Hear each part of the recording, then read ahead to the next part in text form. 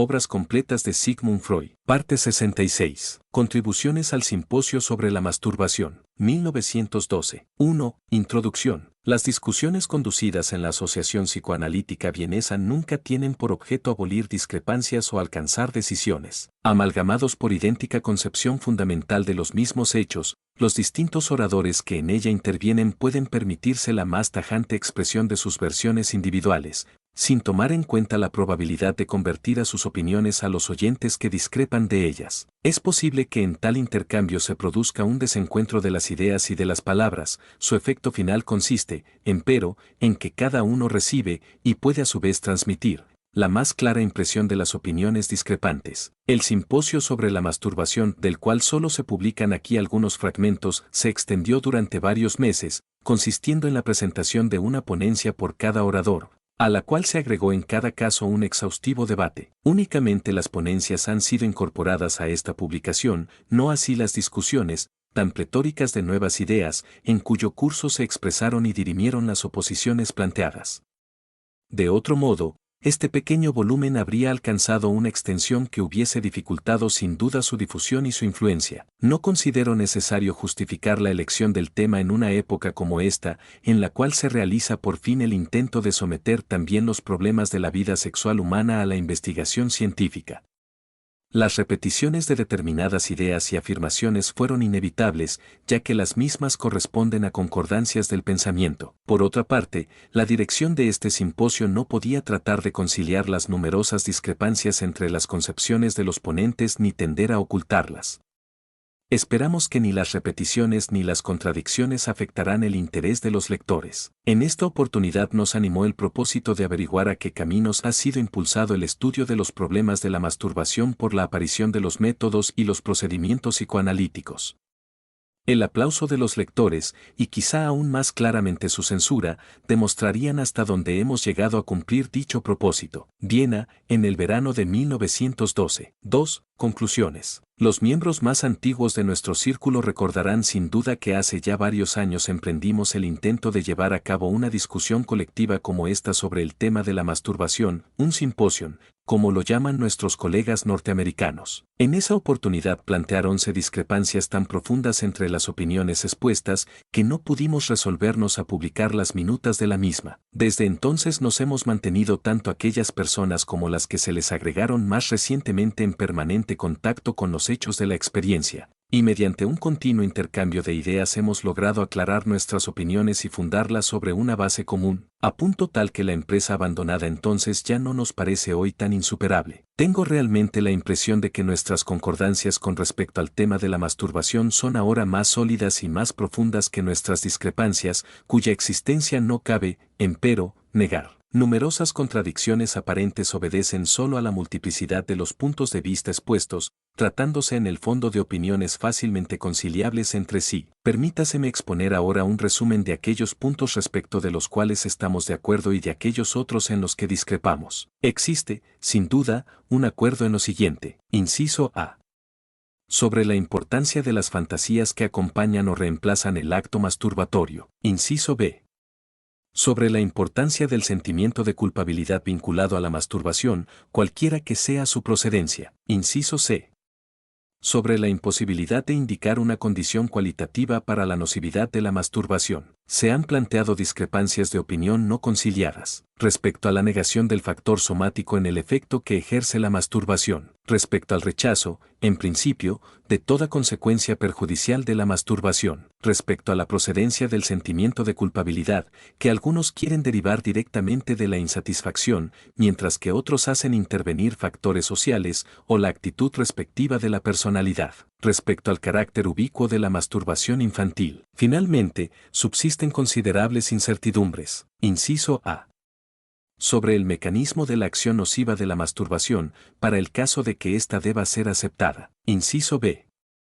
Sobre las relaciones etiológicas entre la masturbación y las neurosis actuales. El planteamiento de la mayoría de los puntos respecto de los cuales estamos en desacuerdo se lo debemos a la crítica de nuestro colega W. Stekel, fundada en una amplia y profunda experiencia personal. Es evidente que hemos dejado mucho por comprobar y por aclarar a una futura generación de observadores e investigadores, pero podemos consolarnos con la reflexión de que hemos trabajado honestamente y con vastas miras, allanando así caminos que habrán de ser recorrido por investigación futura. De mis propias contribuciones a los problemas que nos ocupan no cabe esperar demasiado.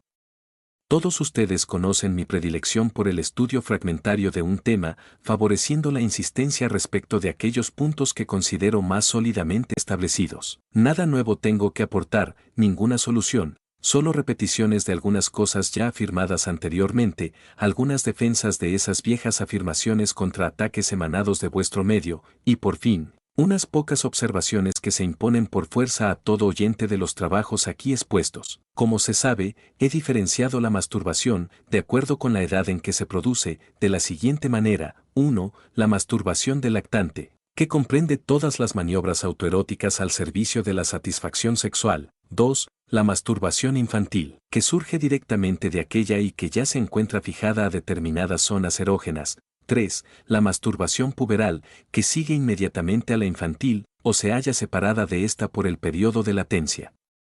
En algunas de las exposiciones que aquí he escuchado no se destaca suficientemente esta diferenciación cronológica. La pretendida unidad de la masturbación sugerida por la terminología médica ha inducido algunas afirmaciones de carácter general, cuando habría sido más acertado ajustarse a dicha diferenciación de acuerdo con los 3 periodos de la vida arriba citados. Lamento asimismo que no hayamos podido considerar la masturbación de la mujer en la misma medida que la del hombre, y opino que aquella bien merece un estudio especial, pues precisamente la masturbación femenina traduce con particular claridad las modificaciones condicionadas por la edad. Abordo ahora las objeciones que Reitler formuló contra mi argumento teleológico en favor del carácter ubicuo de la masturbación en el lactante. Confieso que me veo obligado a renunciar a este argumento.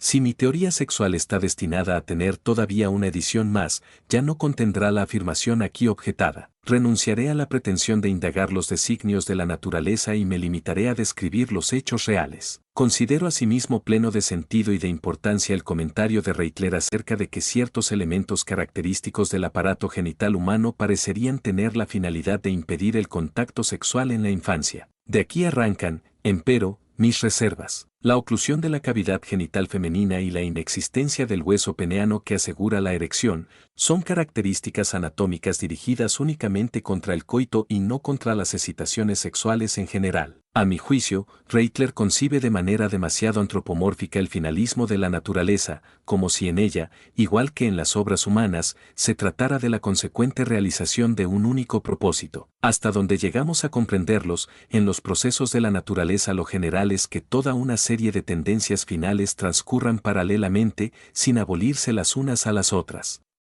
Ya que pretendemos hablar de la naturaleza en términos humanos, debemos decir que se nos presenta como algo que en el hombre calificaríamos de inconsecuente. Creo, a mi vez, que Reitler debería dejar de insistir tanto en sus propios argumentos teleológicos.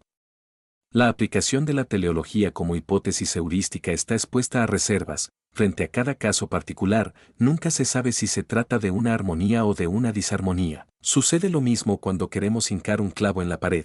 Nunca sabemos si daremos con el ladrillo o con la juntura. Respecto a la cuestión de las relaciones de la masturbación y las poluciones con la etología de la denominada neurastenia, me encuentro, como muchos de ustedes, en oposición a Stekel, sustentando aún contra mis anteriores opiniones, con una limitación que señalaré más adelante. No veo motivo alguno que pudiera inducirnos a abandonar la diferenciación de las neurosis actuales frente a la psiconeurosis, y solo puedo calificar de tóxica la génesis de los síntomas en las primeras. A mi juicio, el colega Stekel en este caso realmente amplía demasiado la psicogénesis. Sigo concibiendo este asunto tal como lo comprendí hace ahora más de 15 años. Las dos neurosis actuales, la neurastenia y la neurosis de angustia, constituyen la facilitación somática de la psiconeurosis. Suministran el material excitativo que luego será seleccionado y revestido psíquicamente, de modo que, en términos generales, el núcleo del síntoma psiconeurótico, el grano de arena en el centro de la perla, está formado por una manifestación sexual somática.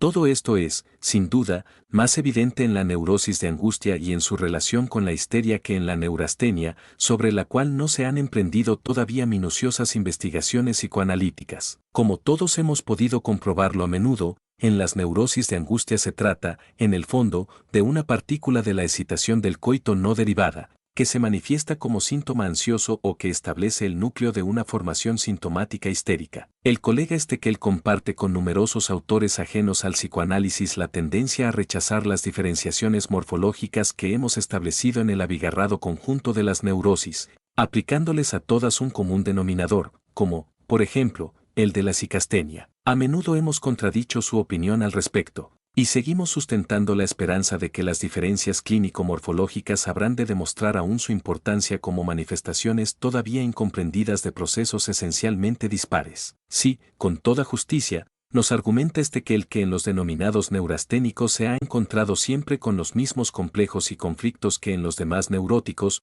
podemos responderle que este argumento no toca, evidentemente, la cuestión disputada. Hace tiempo sabemos que los mismos complejos y conflictos pueden encontrarse también en todos los seres sanos y normales. Más aún, nos hemos habituado a reconocer en todo individuo civilizado cierta medida de represión de impulsos perversos, de erotismo anal, homosexualidad, etc., así como una porción de complejos paternos, maternos y de otra índole. Tal como en los análisis químicos elementales de un cuerpo orgánico podemos estar seguros de demostrar la presencia de los elementos carbono, oxígeno, hidrógeno, nitrógeno y algo de azufre. Lo que diferencia a los compuestos orgánicos entre sí es la proporción en que estos elementos se combinan y la estructura de las combinaciones que integran. Así, en los seres normales y en los neuróticos no se trata de la existencia de estos complejos y conflictos, sino de si han llegado a ser patógenos y, en caso afirmativo, de los mecanismos que para ello han puesto en juego. Lo esencial de mis teorías sobre las neurosis actuales, que establecí en aquella oportunidad y que hoy sigo defendiendo, radica en la afirmación, basada en la experiencia, de que sus síntomas no pueden ser analíticamente descompuestos, como los psiconeuróticos. En otros términos, que la constipación, la cefalea, la fatiga de los denominados neurasténicos, no permiten la reducción histórica o simbólica a vivencias efectivas. No pueden ser concebidas como satisfacciones sexuales sucedáneas, como transacciones entre impulsos instintivos opuestos, en suma, que no pueden ser interpretadas como los síntomas psiconeuróticos, por más que estos se manifiesten en forma similar a aquellos.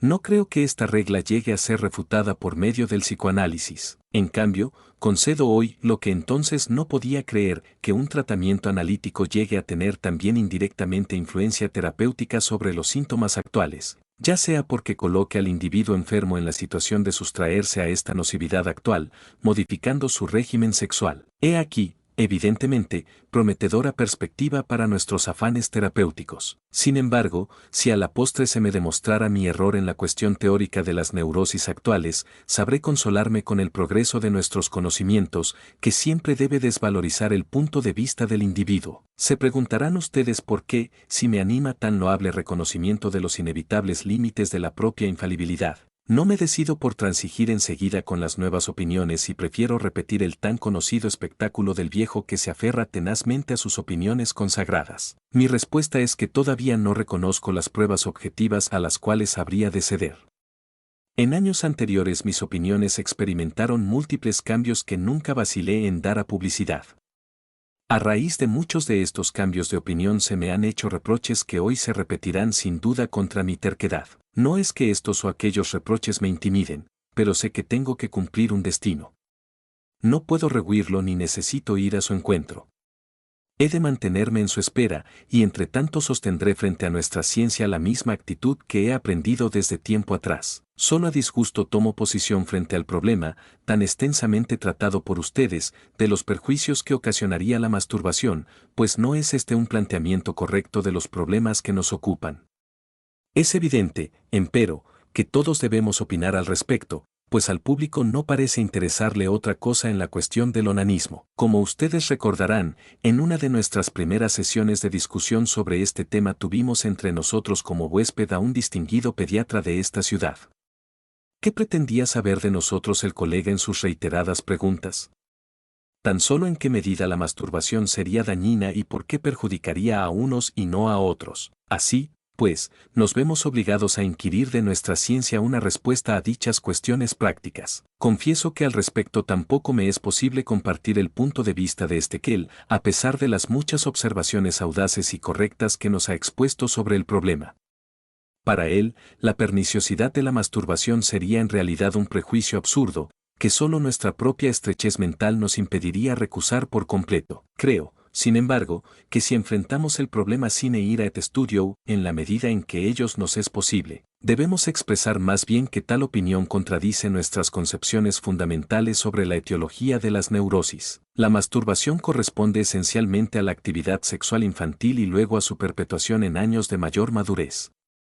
Derivamos las neurosis de un conflicto entre las tendencias sexuales del individuo y sus demás tendencias. Podría aducirse aquí la opinión de que el factor patógeno de esta relación etiológica radicaría únicamente en la reacción del yo contra su sexualidad, pero con ello únicamente se afirmaría que cualquier persona podría quedar libre de neurosis con el simple recurso de satisfacer ilimitadamente sus tendencias sexuales. Sin embargo, sería evidentemente arbitrario y también inconveniente adoptar tal decisión sin conceder también a las propias tendencias sexuales su intervención en la patogenia. Si se admite, empero, que los impulsos sexuales pueden tener acción patógena, no es posible negarle tal carácter a la masturbación, que consiste solo en la ejecución de tales impulsos instintivos sexuales. Es evidente que en todos los casos que parecen demostrar el carácter patógeno de la masturbación, tal efecto podrá ser reducido más bien a los instintos que en ella se manifiestan y a las resistencias dirigidas contra estos instintos. La masturbación, en efecto,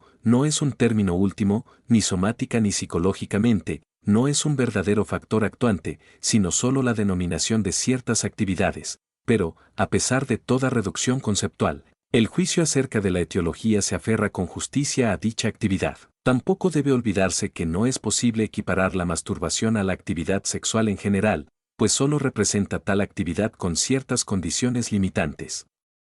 Por tanto, sigue siendo posible que precisamente estas particularidades de la actividad masturbatoria sean las portadoras de su acción patógena. Así, una vez más nos vemos apartados de la argumentación y orientados nuevamente a la observación clínica, y esta nos conmina a no borrar el tema consecuencias perjudiciales de la masturbación. En todo caso, entre las neurosis nos hallamos con ejemplos en los cuales la masturbación ha sido perjudicial. Este daño parece imponerse por tres caminos distintos. Inciso A. Como un daño orgánico, ejercido a través de un mecanismo desconocido, debiendo tenerse en cuenta al respecto los criterios, tan a menudo mencionados aquí, de la frecuencia desmesurada y de la insuficiente satisfacción obtenida. Inciso B.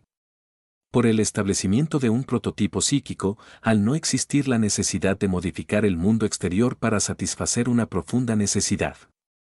No obstante, en los casos en que se desarrolla una amplia reacción contra este prototipo, queda abierto el camino al florecimiento de las más valiosas cualidades de carácter. Inciso C.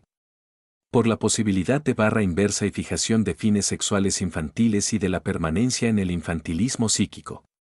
Con ello está dada la predisposición a la neurosis. Como psicoanalistas, debemos conceder máximo interés a esta consecuencia de la masturbación, siendo de advertir que aquí nos referimos, naturalmente, solo a la masturbación puberal y a la que se mantiene después de este periodo. Recordemos siempre qué importancia asume la masturbación como ejecutora de la fantasía, de ese reino intermedio que se ha intercalado entre la vida ajustada al principio del placer y la gobernada por el principio de la realidad. Recordemos cómo la masturbación permite realizar, en la fantasía, desarrollos y sublimaciones sexuales que no representan progresos, sino solo nocivas formaciones transaccionales. Es cierto que, según la importante argumentación de Stekel, la misma transacción puede neutralizar graves tendencias a la perversión y evita las consecuencias más funestas de la abstinencia. Mi propia experiencia médica me impide excluir el debilitamiento permanente de la potencia entre las consecuencias de la masturbación, aunque doy la razón a Stekel con respecto a la posibilidad de demostrar en gran número de casos su carácter meramente aparente. Esta consecuencia de la masturbación, empero, es la que no cabe incluir sin más ni más entre sus daños. En efecto, cierta atenuación de la potencia masculina y de la iniciativa brutal a ella vinculada es bastante valiosa desde el punto de vista cultural, pues facilita al individuo que vive en la cultura el cumplimiento de las virtudes de moderación y de constancia sexual que se le exigen. Por lo general, se comprueba que la virtud con plena potencia es una tarea ardua y difícil. Si esta afirmación mía pareciese cínica, admítase que no he querido que fuera expresión de un cinismo.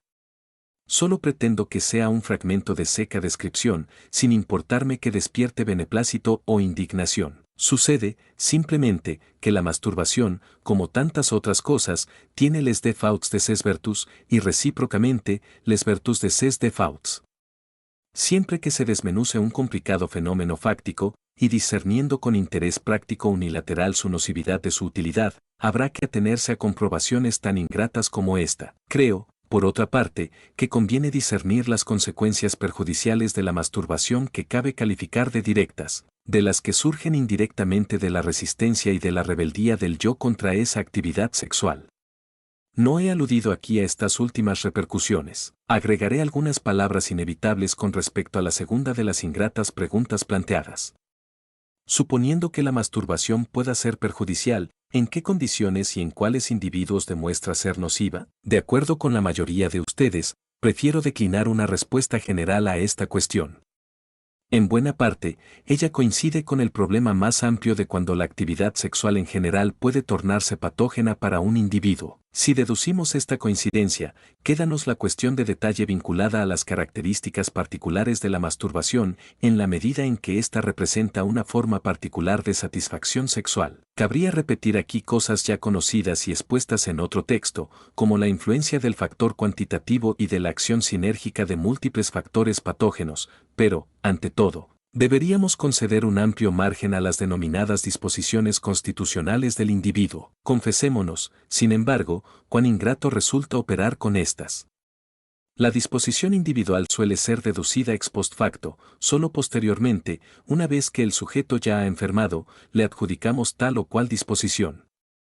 No tenemos ningún recurso para adivinarla anteriormente. Nos conducimos al respecto como aquel rey escocés de una novela de Víctor Hugo que se vanagloriaba de poseer un recurso infalible para reconocer la brujería.